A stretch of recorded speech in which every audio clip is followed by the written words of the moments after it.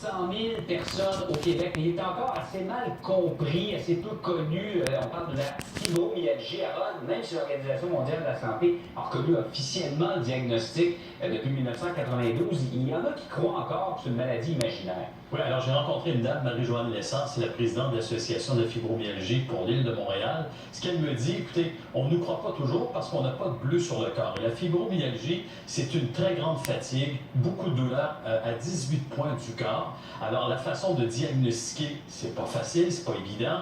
On élimine tout ce qui n'est pas fibromyalgie, puis on en arrive à la fibromyalgie parce qu'il n'y a pas de prise de sang. Vous verrez pas ça sur l'imagerie médicale. Et évidemment, il semble que c'est un dérèglement du cerveau. Vous allez entendre dans quelques instants un médecin qui est spécialisé dans la clinique de la douleur au CHUM que j'ai rencontré. Et on nous dit que ça touche 4 à 6 fois plus de femmes que d'hommes. Pourquoi? On ne le sait pas.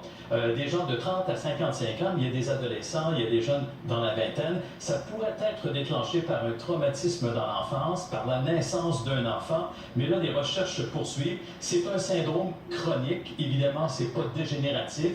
Mais lorsque vous avez la fibromyalgie, habituellement, ça ne disparaît pas. Puis comment soigner ça? Il n'y a pas de médicaments. On dit aux gens de faire de l'exercice, de bien s'alimenter, de faire de l'aquaforme, de l'acupuncture. Et souvent, on pense que c'est un mal imaginaire. Donc, voici Mme Lessard et le médecin dont je vous ai parlé. J'étais folle, c'était dans ma tête. Même ça a été difficile dans la famille, ça c'est certain. Ça a vraiment pris longtemps que c'était dans ma tête. Je suis folle parce que c'était partout dans le corps. Alors, on ne comprenait pas pourquoi que c'était partout dans le corps. On réalise de plus en plus que c'est un dérèglement du système de régulation de la douleur. Donc, on a tous un système qui fait en sorte qu'on interprète des messages qui viennent de notre corps.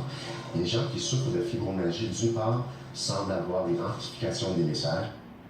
Et souvent, il y a des épisodes dépressifs. J'ai rencontré un homme, Gérard Lepage, 52 ans, il est gelé, vous l'entendrez un petit peu plus tard, il est camionneur, a été diagnostiqué en 2006, a continué à travailler, à un moment donné, il perdait conscience au travail. Imaginez, c'est extrêmement dangereux. Et là, il est en train de lutter contre sa compagnie d'assurance pour se faire indemniser parce qu'on ne le croit pas, malgré tous les rapports médicaux. Il y a des centaines et des centaines de personnes comme ça au Québec parce que les assureurs ne veulent pas les indemniser. Alors, je vous présente un reportage un peu plus tard. Donc, ils ne doivent pas que se battre contre leur maladie, mais contre la perception également que plusieurs personnes en ont. Merci à vous. Très difficile. Merci.